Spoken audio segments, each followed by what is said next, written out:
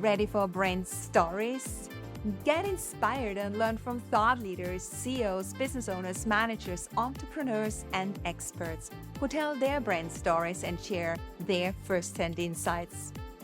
Welcome to Brand Talk. I'm your host, Brigitte. I support entrepreneurs and organizations like you to become future market leaders by transforming their ambitions and passion into an online brand that radiates beauty, brilliance, and authenticity, attracting the clients and recognition they deserve. Let's get started and dive with me into the world of brands.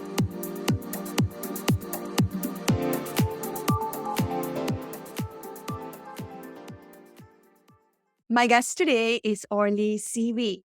Orly is an author, speaker, and facilitator of light bulb moments. She has one superpower: she makes fuzzy clear. Solopreneurs, startups, and early-stage companies hire her to turn their generic messaging into clear marketing messages that turn their brand into a sales engine. I warmly welcome Orly Zeewy. Welcome to Brands Talk. Thank you, Brigitte. Thank you so much for inviting me. Really excited for our conversation. Yes, I'm also excited for our conversation because we are both in the realm of branding. So branding is really a huge area, a huge field that encompasses much, much more than a logo, a name, and some colors. This is just a very narrow interpretation of a brand. And the expression of a brand actually includes much, much more: attitudes or the tone of voice, the tagline, or then also, of course, a flagship product. And all these different forms of brand expressions must harmonize to become a strong brand identity. And I always say branding starts with mindset and eventually makes customers feel. It's about the feeling that we elicit in others, the feeling someone has who connects with our brand. And whatever touch point it is we use, social media, email, or whatever that is to connect and make our audience feel in a certain way by being on brand. And one of the touch points is LinkedIn, and where you come into play very strongly, right, Orly? LinkedIn as a social media platform that connects individuals, but also companies. And you are an expert in that. And that's why you are here today. You help make people stick out and break through the noise with the profile and page on LinkedIn, isn't it? Yes, exactly. And I wanted to just to on something you just said about what brand is. The thing that people forget is that brand doesn't live in our minds; it lives in the minds of our customers. And whatever they believe it is, that's what it is. And so our job as brands is to make sure that they have a consistent and that a consistent experience, so that every time they think of you, there's a positive feeling attached to that. Exactly. And I always say it first goes through the heart and then to the mind, because then it sticks. If it just goes to the mind, you easily forget about things. But if it touches your heart first, then it really sticks also in the mind. So we position ourselves through the heart in the mind of our customers. And your specificity is also LinkedIn. It has become a strong pillar of your CV brands. And before we go into LinkedIn now, we want to know, what is your personal brand story? Tell us a little bit about yourself, how you got there where you're at now as an entrepreneur, because you were also leaving the corporate world, right? And starting your own business. No, actually, I've always been an entrepreneur, believe it or not. I had a design and marketing communications firm for 14 years before I started this business. And my background is, I think that entrepreneurship is really in my DNA. On my father's side, I come from generations of entrepreneurs. And on my mother's side, I come from generations of educators. So I basically do both, right? I'm also a lifelong educator, and I use education. Education for me is very integral to the way that I work, because for me, that's where the light bulb moments comes from. That's very much an educator mindset that we want to see those light bulb moments in our students. And I love seeing those light bulb moments in my clients as well. Exactly. Yeah, that's the same with me coming from academia. It's beautiful to really see when your students understand, when they're writing their exams, when they're doing a presentation, you see, wow, they got it now. I know. This is really beautiful. You can almost see the light bulb going off in their heads. And Yeah, that's what makes it so interesting. Yeah.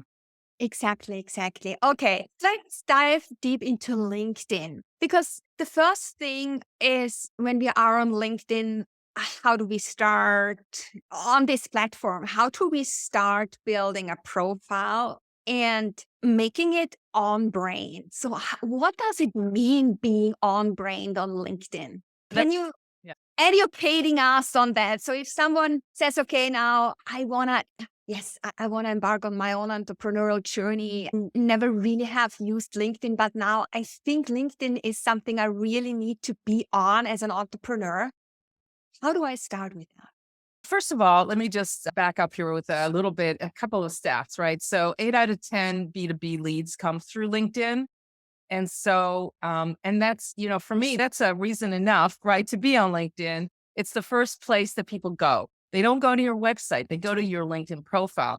But what happens, and this is where the being on brand comes into play, if your LinkedIn profile, if they go from your LinkedIn profile to your website and there's no family resemblance, there isn't a sense that these are part and parcel of the same brand, it confuses people, it dilutes your message, and it makes people question whether you really know who you are.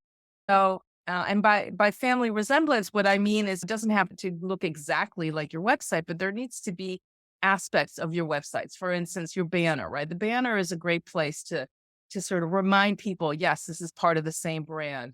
Your tagline, whatever it is, I refer to myself as your facilitator of light bulb moments on my website as well. I talk about making fuzzy clear both on, my LinkedIn profile and on my website. And then the other thing is that there needs to be a sense that if you are, for instance, if you're a subject matter expert, then I want to see on your website, there's going to be either press articles, speaking. There are going to be opportunities for people to hear your thoughts, to read your take on things. And the same thing is true on LinkedIn. So the kind of content that you post should also be connected to your thought leadership lane. A colleague talks about, your zone of genius, right? So once you identify your zone of genius, then it's really good to stay in that lane because the more consistent you are, the easier it is for people to remember you. And I always say, if they can't remember you, then it's hard for them to actually buy what you sell. Yeah, exactly. So the first thing is to take confusion out of the equation. Uh, yes, exactly, exactly. And very often, as you say, people don't even, because when people don't know me, they get to know me via LinkedIn and then maybe connect to my website. They want to learn more about me. So it's not the website anymore. That's the first thing. It's actually a social media site that links Absolutely. to the website. And the reason I focus on LinkedIn is because that's the B2B place, right? So it's if you're more on the consumer end, you'd be on Instagram, on Facebook and TikTok, I think is really more promoting products or new ideas or what have you. But if you're in the B2B space and you want to talk to corporations and people who are really looking for a really business focused relationship, then you really need to be on LinkedIn and you need to be active on LinkedIn. Exactly. That's why it's so important to be on creator mode, right? But before we go into all of that specific details, can we start from the beginning? Let's say with top down, starting with, let's say, the headline and then the banner. So, what needs to be in place when it comes to your profile that people stop scrolling, that so we can really make them stick and be interested in what is this woman, what is this guy all about? So, how do we get them hooked? Yeah, so that's a great question. And what I find so often is people try, because they know again, we're talking in this culture where we read top to bottom and left to in other cultures. There are different ways of reading, but we're just looking at Western culture for writing. Yeah. So when I go to the banner, what people tend to misunderstand about the banner, it's not just a place to put a nice picture. It's not. And the other thing that people tend to do is they put a lot of stuff in there, a lot of information. They have their picture again, even though you already have a place for your headshot. And so that starts to compete with your headshot. Then having too much information, people tend to shut down, and that stops the scroll right there. Mm, Because if the idea is not to tell me everything in the banner, the idea is to help me slowly and kind of in a process oriented way go from this is interesting to let me read more, and then your title is there to help me remember you. So I could easily call myself a brand strategist or brand consultant, but the word consultant means nothing, and the word brand, a lot of people don't even understand what brand is. So that's why I don't say that. I say I'm your facilitator of light bulb moment. The other thing, as a subject matter expert, you want to also remind people of other things. I say I'm an author, but I don't put in my title the name of my book. I just say I'm an author. I'm a founder. The things that I know are important and a speaker, those three things are in my headline because that immediately gives me credibility. It's the same for anyone starting out. Think about what is going to help people to think, oh, this is someone I should really be learning more about. So if you just go right into this is what you do without the kind of the trust piece, it's harder for people to jump in. So there are different opinions out there to start a headline with. One say, start with speaking to your audience, like your facilitator of light bulb moments, and then you talk about who you are, and then vice versa. So, what is the right order of setting a headline? Well, everyone's got an opinion, right? So Yeah. my tendency is to feel before I jump into what I do. And by the way, my headline doesn't just say that, it also says who I do this for in a Mhm. very succinct way. Because what happens is I want somebody to look at this and go, yeah, I'm a solopreneur. I'm just starting out. I'm trying to understand this is something that is going to be relevant to me. And so, depending on who your audience is, you just want to give people a glimpse of that. Again, I think the main issue is don't overwhelm people from the beginning because the whole point is for people to scroll and learn more about you. It's like the website. What you want is for people to keep clicking because clicking means they're engaging. And the more clicks, the more engagement, the more they're starting to get ready to, in this case, obviously they're not buying. Often they're not using your website to buy unless they already know you and it's a consumer site. People don't typically get on your website and immediately hire you, right? It's more about turning visitors into prospects. Yeah. So it's also, yeah. No, Okay. I was just going to say that it's each one, each site has a different purpose, right? LinkedIn's purpose is to let people know a little bit about you, enough so that they want to learn more, not to tell them everything up front. Okay. My next question would be, what are the ingredients that make my LinkedIn profile super powerful? How can I make it relevant, timely, insightful, give it a personality, and give it a dash of success story? How can I do that? So you already mentioned the banner. We talked about the title or the headline. Mhm. And by the way, one of the things I always say to people is stay away from all industry jargon. Just make it simple but succinct. You should be able, if you can't say what you do in a sentence, you need to go back to the drawing board and figure out who you are. And that's for me, that's kind of where my work begins is really, are we clear on who you are as a brand? Because you can't brand your LinkedIn if you don't know what you stand for. And you also need to be able to stand in that space and be, yeah, this is what I do. You could do everything. You could do lots of things. But as you know, when you speak to everyone, you engage with no one.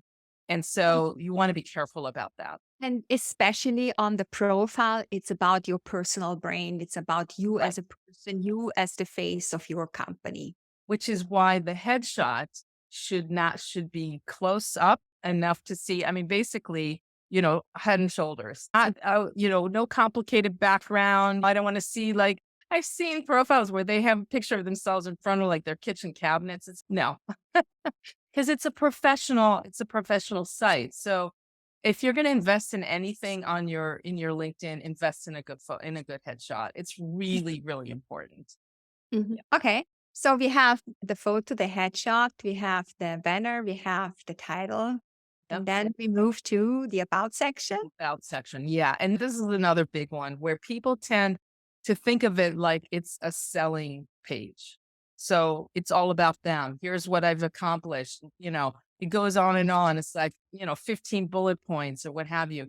The only thing, so I've actually developed, there's a framework that I've developed of how to think about your about section.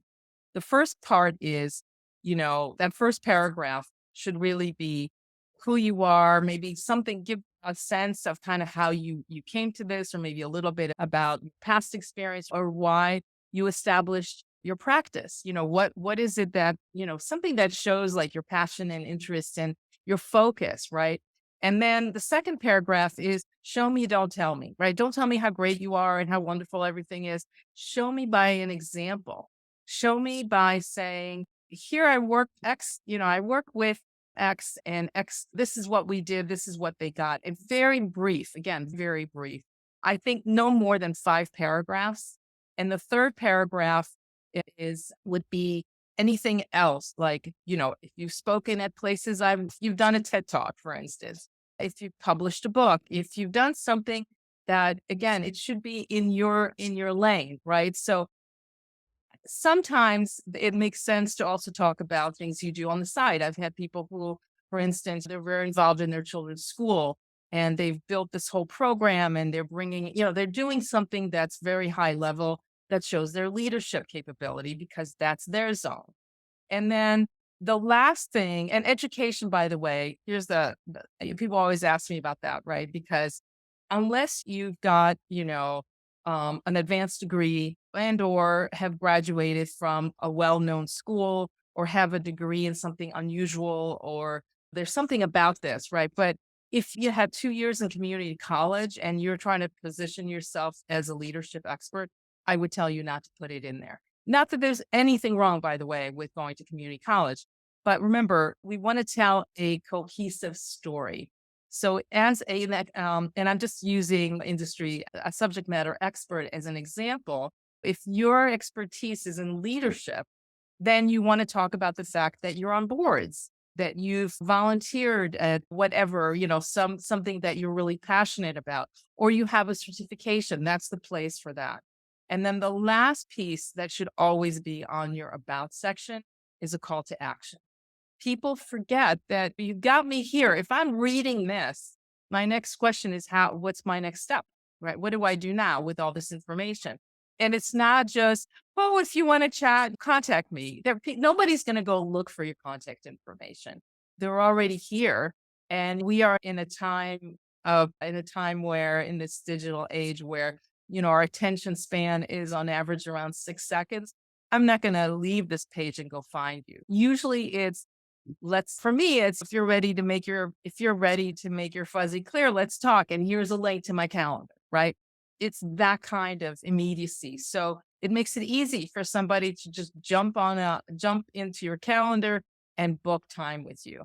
And so those are the highlights of what I believe really helps make an about section, um, you know, worthy of your zone of genius. Yeah, so I think the CTA should be a Calendly or should Yes. be to an engaging post or an event that you're doing on LinkedIn, for example. Because Yep. I think LinkedIn's algorithm also wants you to stay on the platform and not go Absolutely. off to another website, right? Isn't it like that? Absolutely. And so you've brought up an excellent point, which is you need to be posting at least twice a week if you can. 3 would be better. Once a week is the minimum. And what you really want to do is because that's really, I believe that the strength of LinkedIn is you're building a community of people who over time see you as an expert in your field. And when the time comes, they're looking for someone either as a speaker or someone to do training or someone to come in to their company, they're gonna, they're gonna remember people who are engaging. And the other piece about engagement is it's not just you creating posts, but you engaging on other people's posts. Exactly. And here the creator mode comes in, isn't it? Oh, you must have well, that's the thing. I'm almost assuming that you have creator mode, but if you don't, you absolutely need to, because if you're positioning yourself as that expert, then the creator mode really brings that to bear, because right at the top, it shows where you've spoken, the articles you've written. It gives you a platform where people see that first. And then then they'll read about your about section. And then there's the experience and recommendation, all of that. Yeah. So, with how many followers or connections, how many connections should I have in order to switch to creator mode? When does it make sense to do so? Great question. So I'm going to answer that with a kind of another approach, which is, think of it this way: that the average person on LinkedIn, the average, professional, has 960, I believe it's somewhere around 960 connections. So at the very minimum, you should have 500. But so anything less than 500, and I'm not saying that there's no value in having less than 500, but it's almost as if you need to at least have 500 to be seen on par with people who on average have almost 1,000. Yeah. Mm. And having followers too also helps that, because so it's kind of it's a catch-22 situation, because Yeah. when you don't have a creator mode, it doesn't make it easy for people to follow you.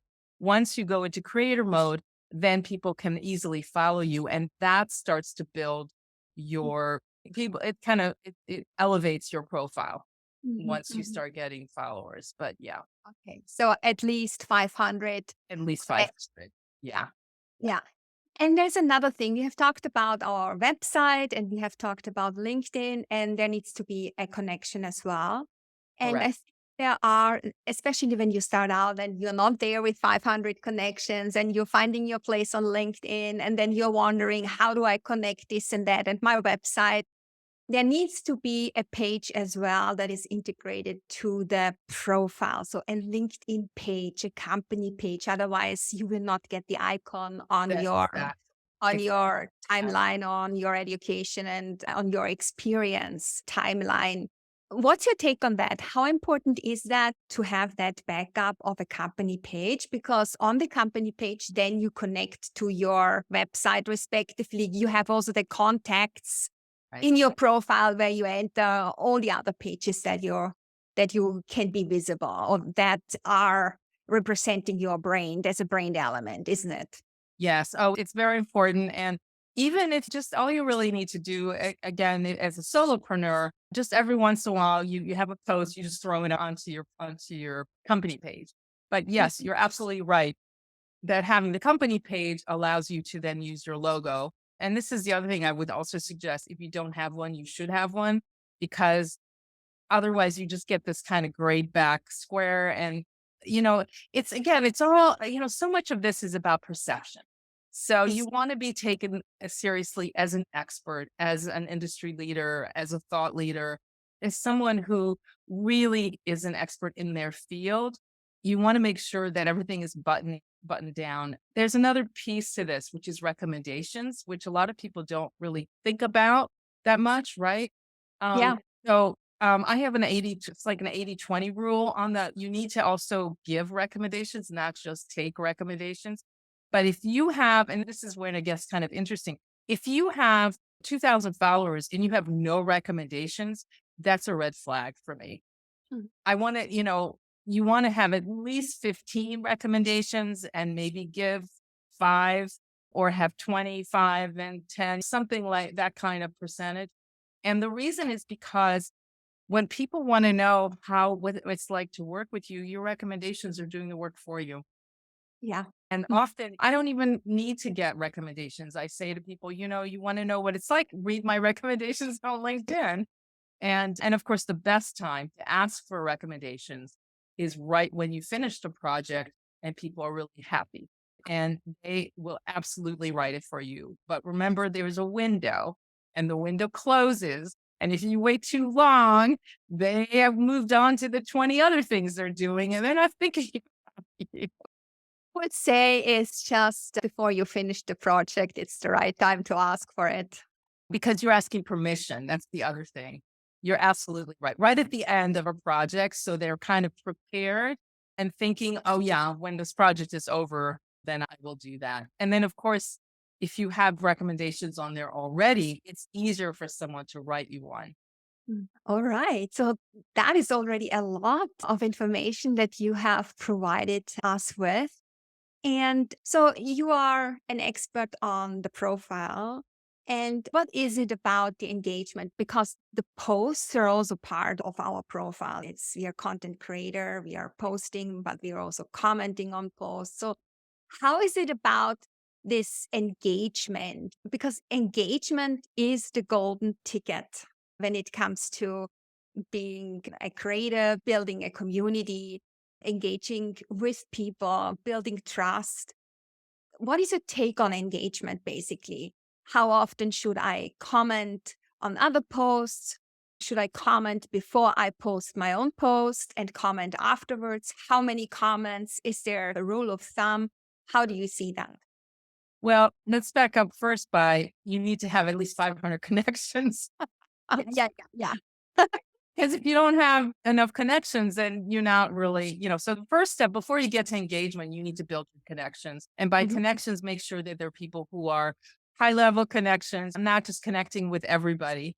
There are a lot of different thoughts around when to connect and how, and there's times of day when you're supposed to connect. But the important thing is once you figure out what your zone of genius is and what you really want to stick to, then you want to connect with influencers in that space, people who have,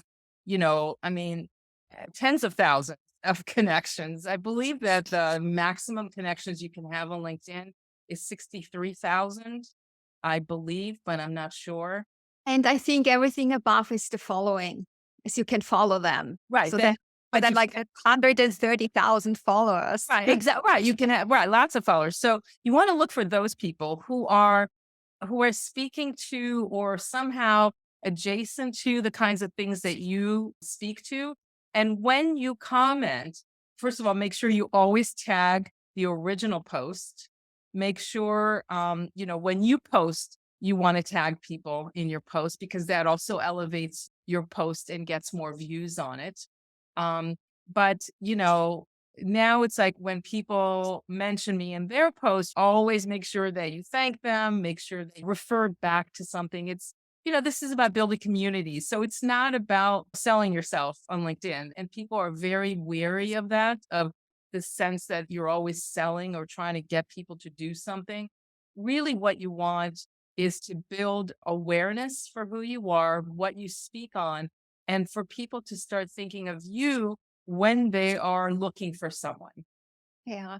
But we should also be careful when it comes to tagging people on posts. There Oh, should right. be Yep. relevance because it also happens that people tag you all the time Oh, and no, it's no, no. not Yeah. even relevant and it becomes annoying after a while. We have to also be sensitive when it comes to tagging other people on our posts, I suppose. Thank you for mentioning that. Yeah, I was actually going to say it's not about you don't tag people all the time. I was thinking more in terms of when people mention you and you repost their post, then you tag them.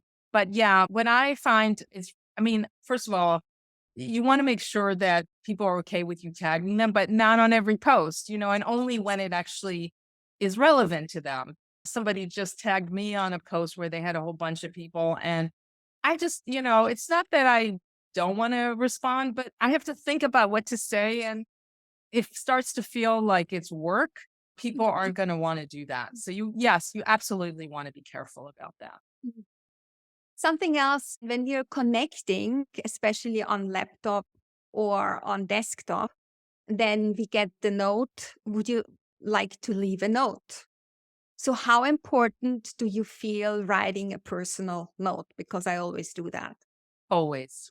I never connect with somebody without a note because I don't connect with people I don't know. So usually I've met them through some kind of networking event and I'll say, "Hey, it was nice to meet you through this event." The other way that I've added notes is when someone, I see something that someone has posted or they've engaged on my post, but we're not connected. And I'll say, hey, thank you so much for engaging on my post.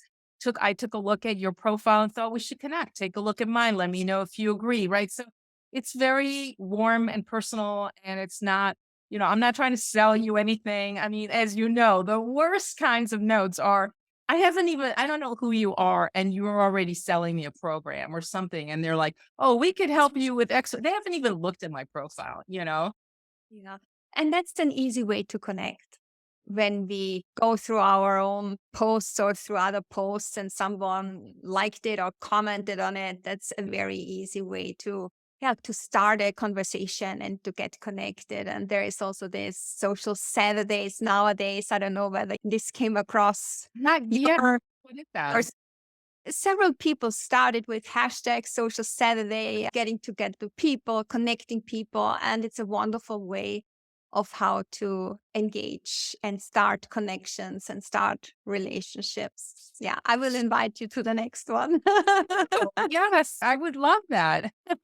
So Sure. the other way that you can connect with people is, again, nothing to do with your business. Mhm. It's an anniversary, it's their birthday, it's something that they've just gotten a promotion. Takes seconds, right? To just say, "Hey, congratulations," or I'm connected because I've been an educator for so many years. I'm connected to roughly 150 of my former students. And whenever I see one of my students has an event where they've been promoted or they've come out with something that they had something to do with the launch of a product, I always send a note. And I think it's just, again, there's nothing in it other than just wanting to wish somebody well. And I think when you do that on a regular basis, people trust you more because they know you're not always trying to just sell or trying to do something because there's something in it for you. The last thing I wanted to mention is also connecting other people. So you being a connector and making introductions. Again, there's nothing in it for you. The only thing I would caution is make sure you're connecting them to somebody you trust, because the worst thing is to connect someone and then find out that they had a terrible experience. So you do want to be careful. Yeah, exactly. You are not only a facilitator of light bulb moments, but you also call yourself the brain therapist. How did you come about becoming a therapist? People have said that to me. You're like my brand. I feel like my brand therapist. I think because there's so many similar ways that I work than a therapist works. I do a lot of listening. And I also, my goal is really to help somebody. As a therapist, what I'm really doing is saying, I'm going to listen. I'm going to try to help you. I am not in this to, just, it's not a trick. It's really about making sure that I'm giving you the best advice. Yeah, exactly. Yeah. Yeah, branding is more than a logo. No. Yes, absolutely. Orly, we are almost at the end. What are you promoting at the moment? Is there anything that you do in the capacity of a brand therapist? So right now I'm launching a three-part brand series. The first one actually is goes live tomorrow. And so there's three 1-hour workshops. The first one is Are You a Brand? Which, I launched this because so many people don't really know. As you said, most people don't really know what a brand is. So I thought, let's start with that. And then the second one is your LinkedIn on brand. And the third one is focused more on messaging. And that one is called What's Your Brand Story? Okay, cool. I will put everything into the show notes and people can then connect with you there. And of course, on LinkedIn, that's also your. Absolutely, yeah. And oh, by the way, I also have a LinkedIn rebrand summer package, and I'll send you that information as well. Yeah. Okay, wonderful. Yeah, before we come to the final end, I would like to do a quick word wrap with you. Are you ready to give me quick and short answers to Absolutely. the next questions that I have for you? Yep. So, Go. yeah, what is a story for you? A story is, um, your passion about why you started your business. Success. Helping a lot of people succeed. LinkedIn. Getting requests from your ideal prospects. Purpose. The reason you get up every morning. And brands. The sum of all experiences over time. Beautiful. Thank you so much, Orly, for being my guest today. It was a pleasure talking about brands, about brand building, about being on brand on LinkedIn. It was just beautiful having you. Thank you so much. Thank you. It was really a pleasure being here with you today. Thank you. If you like my show, follow Brands Talk on your preferred app, share it on social media, and if you find a minute or two, leave a quick rating or review. Thank you so much. If you want me to guide you to become a future market leader by transforming your ambitions and passion into an online brand that radiates beauty, brilliance, and authenticity, attracting the clients and recognition you deserve, drop me an email. I'd love to be your guide on your hero journey. Check out my website, BridgetBrands.com. Connect with me on LinkedIn, Facebook, Instagram, and Twitter. I hope you will stay tuned in on the next episode when we dive into the world of brands.